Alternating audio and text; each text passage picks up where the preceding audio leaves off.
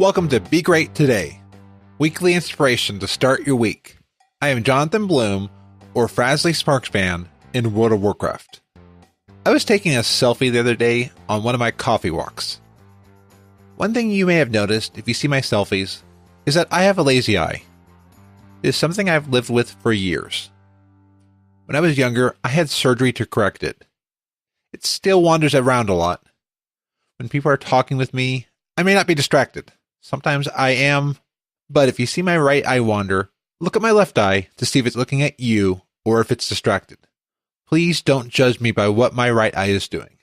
I am predominantly a left eye person due to the fact that my right eye is always moving around. I think my brain just decides it can't trust the data of my right eye too much. Anyway, in the selfies I was taking, I kept noticing my lazy eye in those. I try to minimize the lazy eye in selfies sometimes, but sometimes I can't or I forget to. It is just one of the imperfections I have to live with. It's me, and I can't change it. I also have a stutter sometimes. I believe it's because my mind runs what feels like 10,000 miles a minute. My mouth tries to figure out how to say what's in my head without making myself look stupid. The stutter is something... see? Right there. The stutter is something I've been working on. Making these podcasts has helped me a lot with how I talk. These imperfections in myself, the lazy eye and the stutter, are two things I feel self-conscious about. To me, they feel like weaknesses. The eye is something I can't control, and the stuttering is something I've been working to correct, but both are part of who I am. When I focus on my imperfections, I feel inferior to other people. I see what I can't do. I see what I wish I was like. I view how I am compared to others, sometimes getting envious of other people. I need to not look at my imperfections. I need to look at what my strengths are. Work on the strengths instead of worrying on what I can't change or change much of about myself.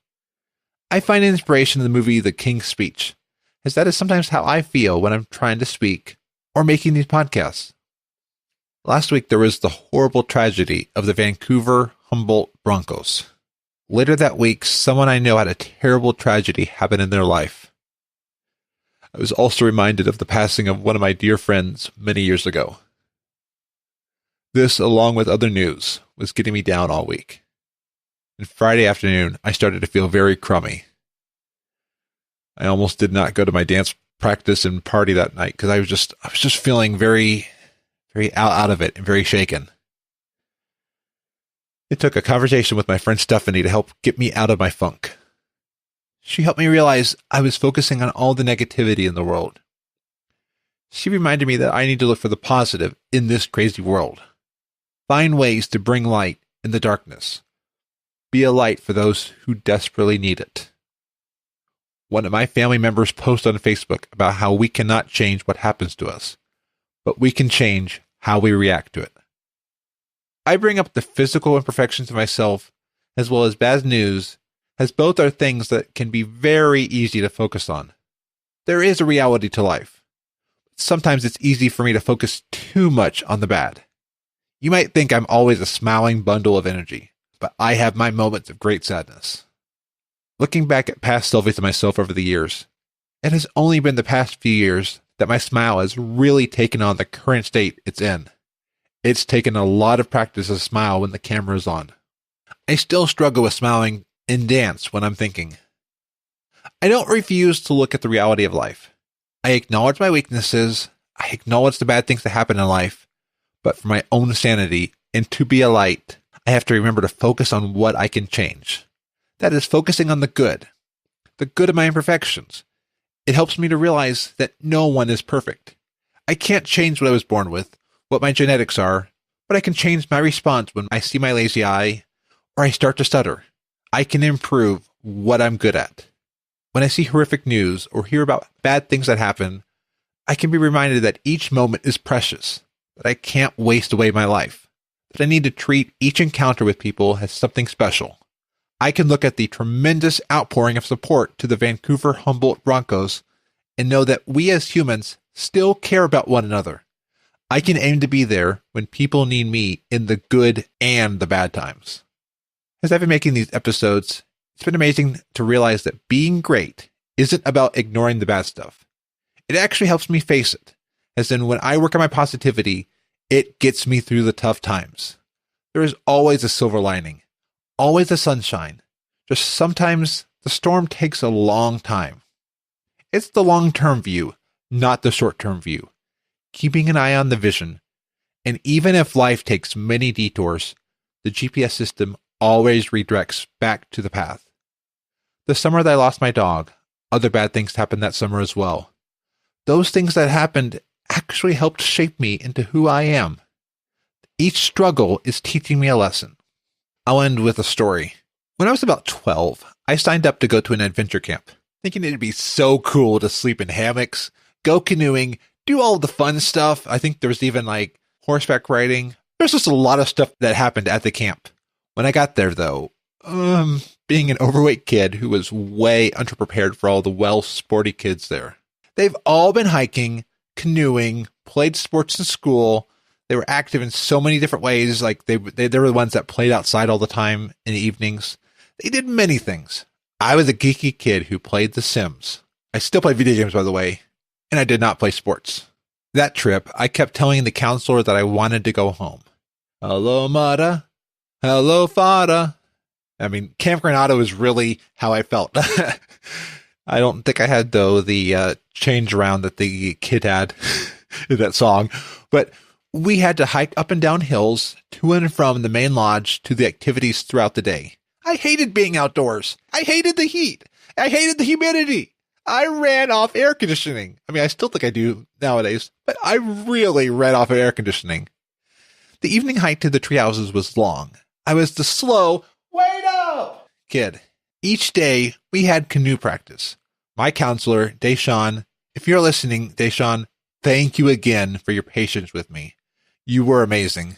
Deshawn would spend hours rowing the canoe with me. We had to do personal canoe practice each day to get ready. There were some kids who were better at it, so they didn't have to do as much, but I needed a lot of practice, and he helped train me on what I needed to do. I kept telling him, I want to go home. I want to go home. I want to go home.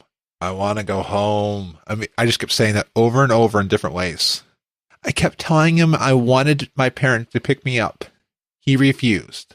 Not out of punishment and not out of forcing me to be there, but he knew I could do it.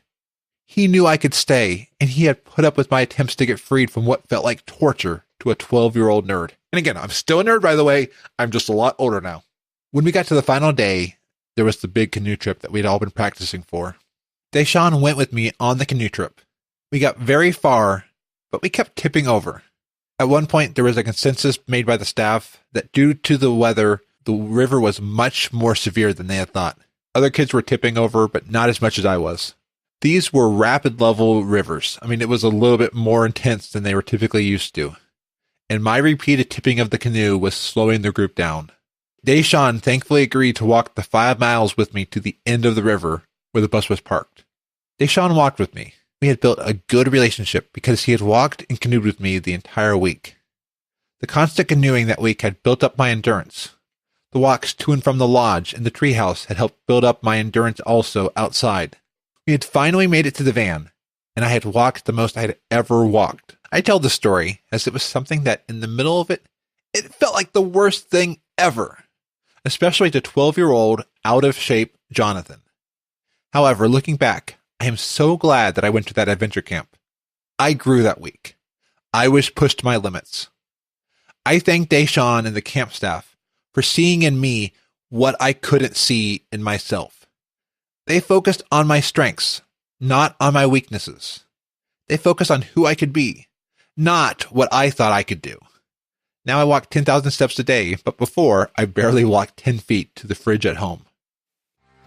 Thank you for listening to this week's Be Great Today. You can find this show at be-great.today/34. If this episode has inspired you, and you know someone who can use inspiration on their journey, please share this podcast episode with your friends. Until next week, be awesome, and don't give up, even if you keep tipping the canoe. Want more awesomeness every week? Visit weeklyawesome.com. Weekly podcasts to make your week better.